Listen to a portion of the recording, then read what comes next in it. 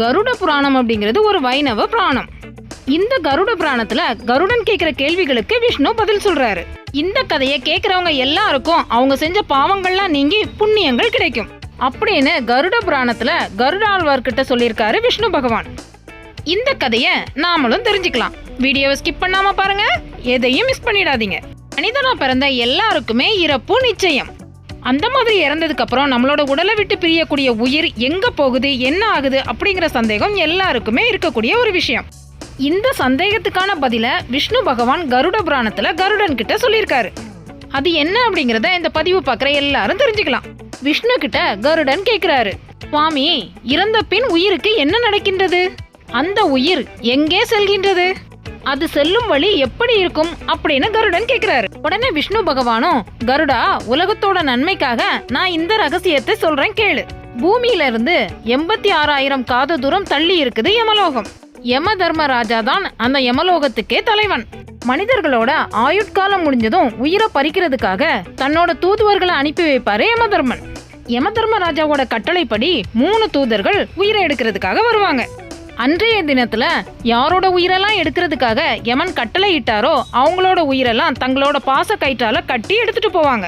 யமதூதர்களால பிரித்தெடுக்கக்கூடிய மனிதர்களோட உயிர் வான் சரீரம் அப்படின்னு சொல்லக்கூடிய ஆவி வடிவத்துல இருக்கும்.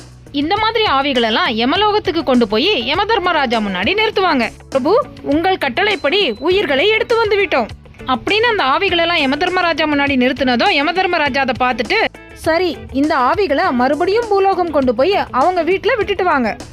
அவங்களுக்கு செய்ய வேண்டிய காரியங்கள்லாம் முடிஞ்சதும் 12 நாட்கள் கழிச்சு திரும்பவும் கூட்டிட்டு வாங்க அப்படின்னு சொல்லி அனுப்பி வைப்பாரு. திரும்பி வந்த அந்த ஆத்மா தங்களுக்கு செய்யக்கூடிய ஈம சடங்குகளையும் உறவினர்களோட அழுகையையும் பார்த்துட்டு எதுவுமே செய்ய முடியாம கலங்கி நிற்கும். அப்புறமா சுடுகாட்டுக்கு போய் தன்னோட உயிரில்லாத உடல் எரிக்கப்படுறதையும் பார்க்கும். மனித பிறவில எல்லா ஆசைகளும் நிறைவேறின அல்லது ஆசைகளை துறந்த ஆவியா இருந்தா தன்னோட உடல் எரியறத பார்த்து சந்தோஷப்படும். ஆசைகள் நிறைவேறாத ஆவியா இருந்தா தன்னோட உடல் எரியறத பார்த்து அழுது புலம்பும்.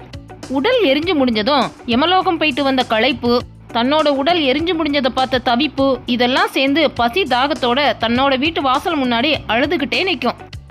அந்த சமயம் அந்த வீட்டு ஆட்கள் இறந்தவங்களுக்காக செய்யக்கூடிய காரியங்கள், அவங்களுக்காக வைக்கக்கூடிய பிண்டங்கள் தான் இதுக்கு உணவா இருக்கும். உறவினர்களால முதல் நாள் படைக்கக்கூடிய பிண்டத்துல ஆவிகளோட சிரசும் அதாவது தலையும், 2ஆம் நாள் பிண்டத்துல கழுத்தும் தோளும், 3ஆம் நாள் மார்பும், 4ஆம் நாள் வயிறும், 5ஆம் நாள் தொப்புள் பகுதி, 6ஆம் நாள் புட்டப்பகுதி, 7ஆம் நாள் பிறப்புறுப்பு, 8ஆம் நாள் தொடைகள், 9வது நாள் கால்கள், 10வது நாள் உடல் முழுவதும். இந்த மாதிரி பிண்டங்களால ஒவ்வொரு நாளும் ஒவ்வொரு உறுப்புகள் உண்டாகும். பிண்ட சரீரம் அடைஞ்ச உடல் 11வது 12வது நாட்கள்ல தன்னோட குடும்பத்தோட தங்கி இருக்கும். 13வது நாள் யமதூதர்கள் மறுபடியும் வந்து பாச கயிற்றால அந்த ஆவியை கட்டி மறுபடியும் யமலோகத்துக்கு கூட்டிட்டு போவாங்க. ஆனா இந்த தடவை போன தடவை மாதிரி யமலோகம் போறதுக்கான பயணம் கனப்பொழுதுல நடக்காது. ஒரு நாளைக்கு 247 காத தூரம் கால்நடையாவே நடந்து போகும். இந்த பயணம் இரவு பகல் அப்படிங்கிற ஓய்வே இல்லாம தொடர்ந்து நடந்துகிட்டே இருக்கும். அந்த சமயம் அந்த உயிருக்கு பசியும் தாகமும் தொடர்ந்து துன்புறுத்திக்கிட்டே இருக்கும்.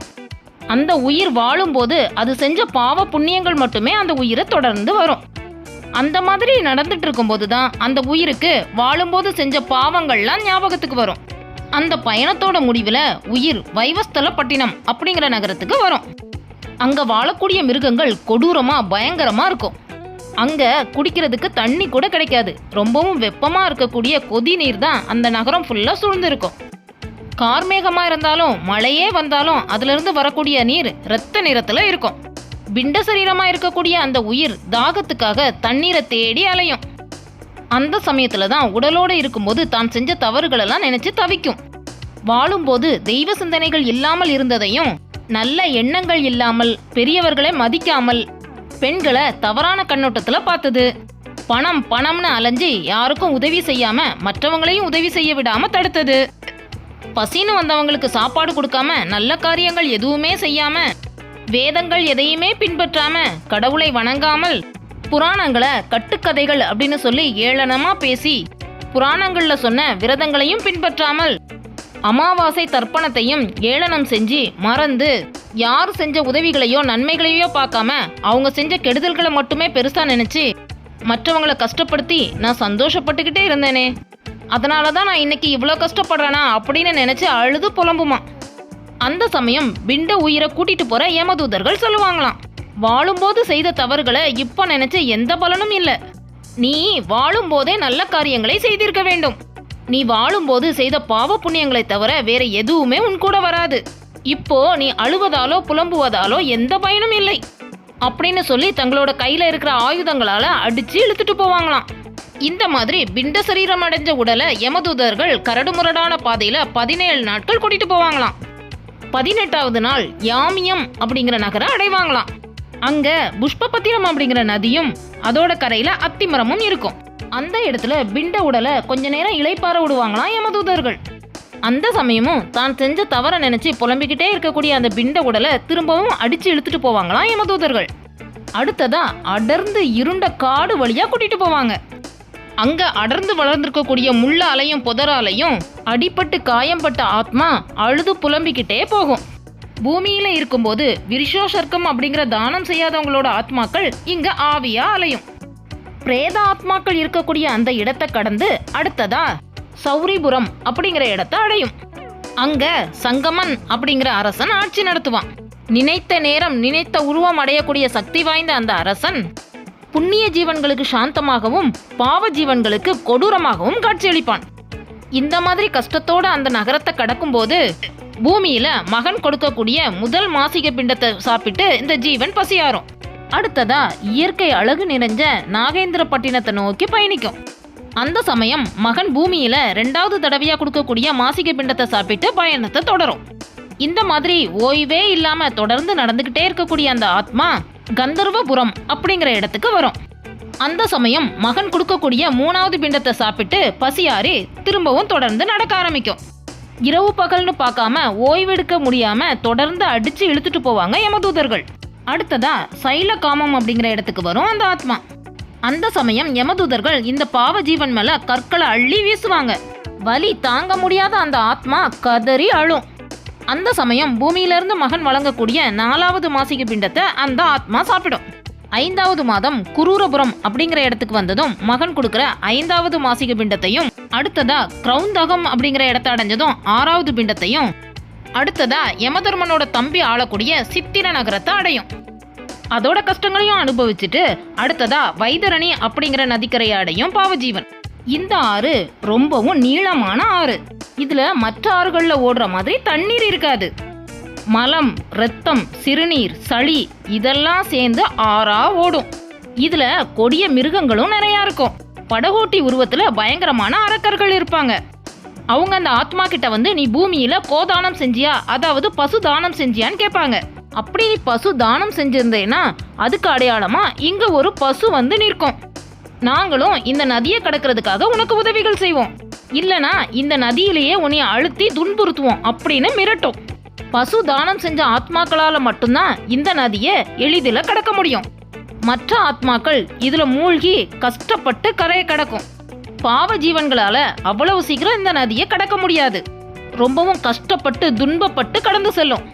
அதனால பூமியில வாழுறவங்க எல்லாருமே வைதரணி கோதானம், அதாவது பசுதானம் செய்யறது நல்லது. அப்படி அவங்க செய்யலனாலும் அவங்க இறந்த பிறவாவது அவங்கள நினைச்சு அவங்க மகன் செய்யலாம். அப்படி செஞ்சா மட்டும்தான் இந்த பாவ ஜீவன் வைதரணி நதியை கடக்க முடியும். அடுத்ததா 7வது மாசிக பிண்டத்தை அந்த ஆத்மா சாப்பிடணும்னா பூமியில இருக்கும் போதே பசியோடு இருக்கிறவங்களுக்கு அன்னதானம் பண்ணிருக்கணும். அப்படி பண்ணாதவங்களால மாசிக பிண்டத்தை சாப்பிட முடியாது. யமதர்ம தூதர்கள் அதை சாப்பிட்டுருவாங்க. அதனால இந்த ஆத்மா சாப்பிட்றதுக்கு எதுவுமே இல்லாம பசியில தவிக்கும். அதனால பூமியில இருக்கும் போதே பசிக்கிறவங்களுக்கு சாப்பாடும் அன்னதானம் செய்யறதும் அவசியம். இறந்தவர் அன்னதானம் எதுவுமே செய்யாம இருந்தாருன்னா அவரை நினைச்சு அவர் குடும்பத்துல இருக்கிறவங்க 7வது மாசம் அன்னதானம் செஞ்சாங்கன்னா அவருக்கான அந்த பிண்டம் அவருக்கு சாப்பிட கிடைக்கும். அதே போல அந்த ஜீவன் உயிரோட இருந்த காலத்துல உதவ கும்பதானம் செஞ்சிருந்தா அல்லது தாகத்தோட வர்றவங்களுக்கு தண்ணீர் கொடுத்திருந்தா அந்த ஆத்மாவுக்கு குடிக்கிறதுக்கு தண்ணீர் கிடைக்கும். இல்லனா கிடைக்கவே கிடைக்காது. அடுத்ததா இந்த ஆத்மா பக்குவ பதம் அப்படிங்கிற பகுதியை கடந்து நாதா கிருந்தம் அப்படிங்கிற பட்டினத்தை அடையும். இங்க தன்னோட 8வது மாசிக பிண்டத்தை சாப்பிடும்.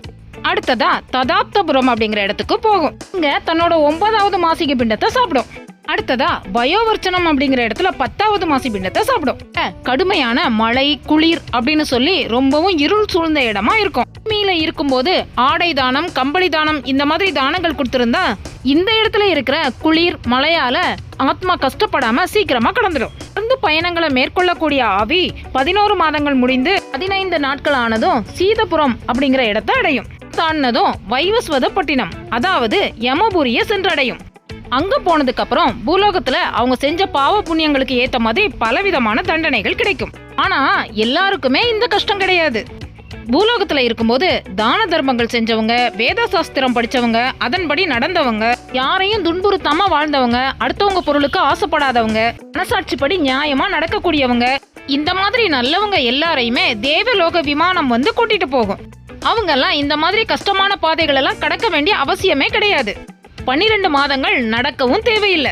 யமலோகத்துக்கு சென்ற ஆத்மாக்களோட கஷ்டம் இந்த 12 மாதங்களோட முடியறது இல்ல. அவங்க செஞ்ச பாவங்களுக்கு தகுந்த மாதிரி தண்டனைகள் கிடைக்கும். என்ன பாவங்கள் செய்தால் என்ன தண்டனை கிடைக்கும் அப்படிங்கறத அடுத்த பதிவுல பார்க்கலாம். இந்த பதிவு உங்களுக்கு பயனுள்ளதா இருக்கும்னு நம்புறோம். அடுத்ததா ஒரு நல்ல பதிவோடு சந்திக்கிறோம். நன்றி.